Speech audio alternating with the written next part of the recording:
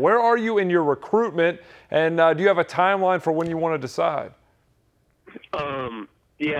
After July, I narrowed my list down to Arizona, Butler, Indiana, Michigan, UCLA, Xavier, and Purdue.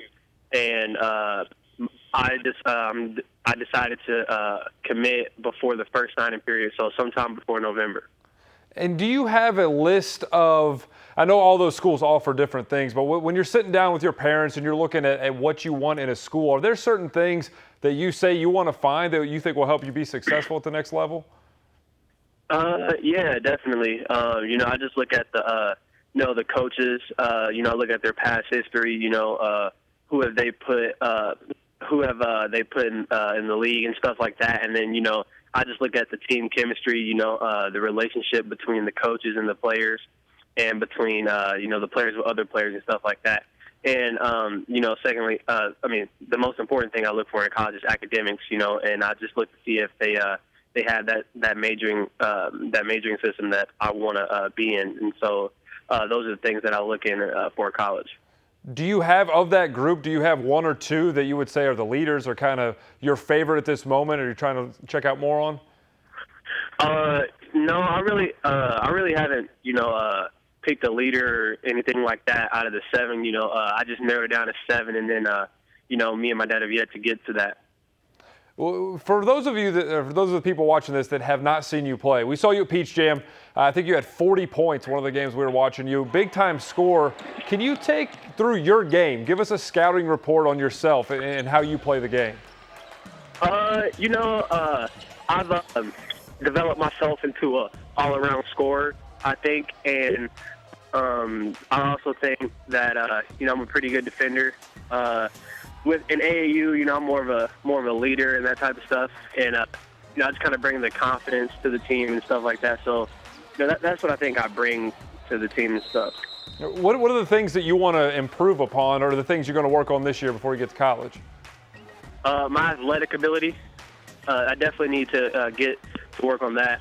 Just being quicker, faster, and defensively. I need to work on my lateral game and stuff like that. So I would say that's probably the biggest thing I need to work on.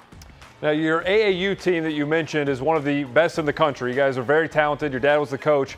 So we're going to ask you about a couple of your teammates who are kind of big stories around here as well these days. Start with Jaquan Lyle, who's coming to Louisville. What would you tell? Can you give us a scouting report on him, and what would you tell maybe U of L fans watching this what they're going to see when he gets to college? Jaquan is an all-around player to me. He's good on the defensive end and the offensive end. His passing ability is really good. I'd say that's probably the best thing that he has. His shot is starting to develop more, and he's a leader as well. And on the defensive end, he'll get you boards. He'll play that hard-nosed defense, get you a lot of steals, blocks. He can really do it all. So that's what I like about Jaquan.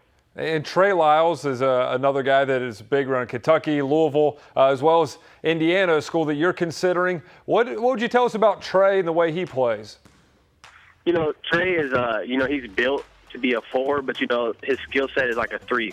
So, he's kind of going to be like that stretch 4, which is always good. And, he has a good jump shot, bring big men out and just attack them off the dribble, which is to his advantage. And then on the defensive end, he almost gets every block.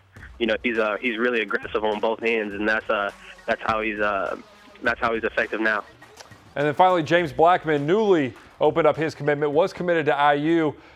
We saw him down there at Peach Jam. He played in one of those games. Another guy, I think the two of you were the ones that stood out that game. Take us through his game and what you think he can do at the college level. James is a pure scorer. He can score at all levels. Many people didn't think when he came back from his surgery that he wasn't going to do as well, but he actually did better than what was projected, and it's just it showed a difference to me because I didn't know he could score so well, that well, and he shoots at a high percentage, and on defense, he worked hard on defense. He tries his best, and that's what we like. Is there any conversation when you guys are on the summer circuit about your college options, about playing somewhere together maybe, or the coaches that are calling you guys? Last year we used to joke about it a lot. We always said we were going to try to start a Fab Five somewhere else and stuff like that. But, after James committed, last year, we couldn't really talk about it because we didn't know he was going to decommit or anything like that. So we talked about it a little bit last year, but just for fun and games. And you're used to playing on these big stages. You guys travel all over the country. But when the coaches come in and you see, like, Tom Crean, John Calipari, Rick Pitino in there, the other big-name coaches, do you thrive on that? Does that kind of make you want to take your game to the next level? It does, and especially when you see big-name coaches like that, you just feel honored to play in front of them and that type of stuff. So you always want to try to impress those type of coaches. All right, Trevon Blueitt, thank you so much for your time. Best of luck as you make your decision and then in the future as well. Thank you. Appreciate it.